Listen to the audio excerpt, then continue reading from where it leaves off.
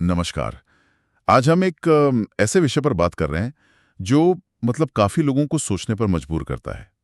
क्या गुजर चुके प्रियजन जो अब नहीं रहे वो हमसे फोन कॉल के जरिए संपर्क कर सकते हैं? हाँ, ये सवाल ही अपने आप में बहुत गहरा है।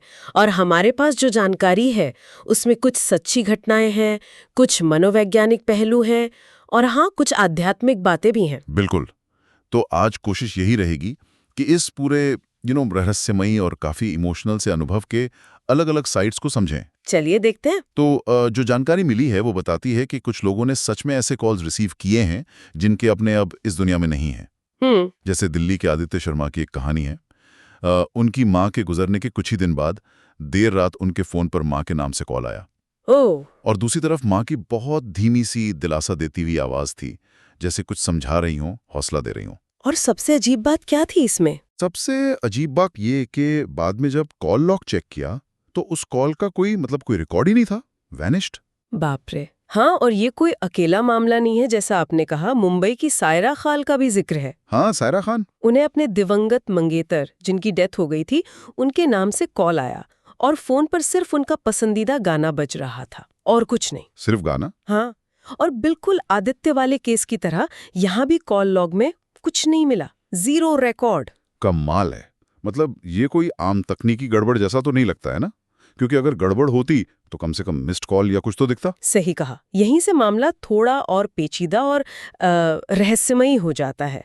जब कोई तकनीकी सबूत ही नहीं है तो इसे क्या माना जाए? हाँ, दिमाग घूम जाता है। इसे कैसे समझा जाए? देखिए, यहीं पर एक पहलू आता है मनोविज्ञान का।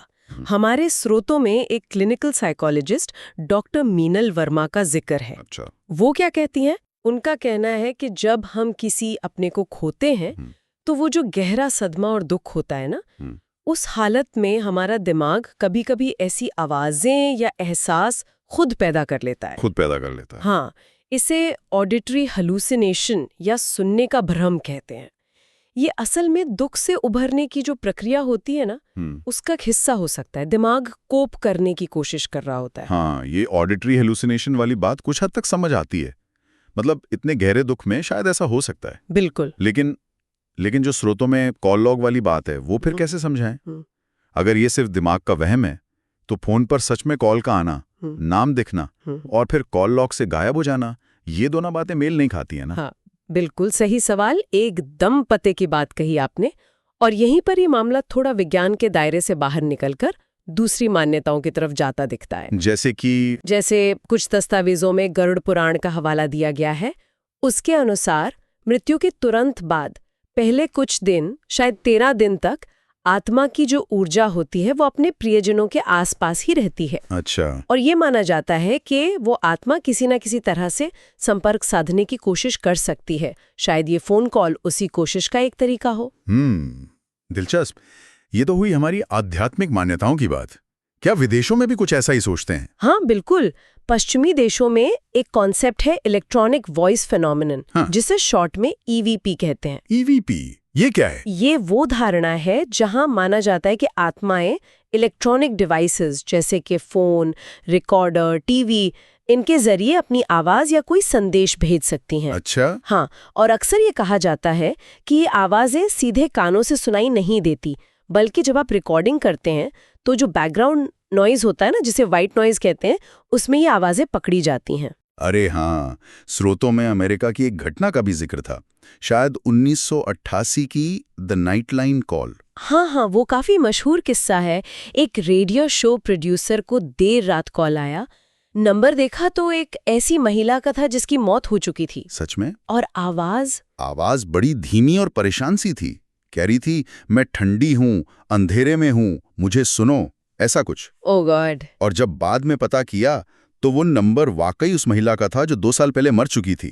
कहते हैं FBI ने भी जांच की थी पर कुछ ठोस नतीजा कभी पब्लिक में नहीं आया। ये तो रोंगटे खड़े कर देने वाली बात है ना? और ऐसा नहीं कि बस इक्का दुक्का कहानियां हों।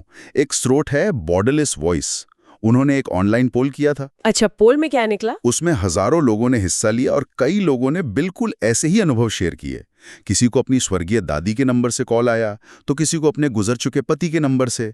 ये अनुभव जितना सुनने में अजीब है उतना अनकॉमन भी नहीं है शायद। तो फिर सवाल वहीं आ जाता है, ये सब है क्या आखिर?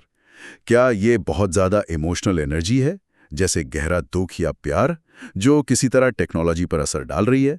हो सकता है। या फिर ये विज्ञान और अध्यात्म के बीच की कोई ऐसी पहेली है जिसे हम अभी तक समझ ही नहीं पाए हैं? जो जानकारी हमारे पास है वो कोई एक सीधा जवाब तो देती नहीं। बिल्कुल नहीं देती।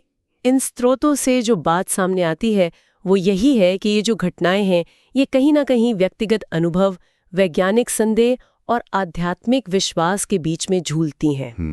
जिसने इसे अनुभव किया है उसके लिए ये शायद 100% सच है, लेकिन बाहर से देखने वाले के लिए ये एक अनसुलझी पहेली है या शायद सिर्फ एक भ्रम या कोइंसिडेंस। कोई एक ऐसा जवाब नहीं है जिसे सब मान ले। सही कहा, कोई एक ठोस जवाब नहीं है। नहीं है। तो अंत में ये सारे अनुभव हमें एक बहुत ही बुनियादी, बहुत गहरे सवाल पर लाकर छोड़ देते हैं। क्या मौत वाकई हर तरह के कनेक्शन, हर रिश्ते को पूरी तरह खत्म कर देती है? या फिर कुछ बंधन, कुछ जुड़ाव इतने गहरे होते हैं कि वो दुनिया की ये जो भौतिक सीमाएं हैं इनको भी पार कर जाते हैं? शायद इसका जवाब हर किसी के लिए अलग हो। उनके अपने अनुभव, उनके अपने विश्वास पर आधारित सोचने वाली बात है ये।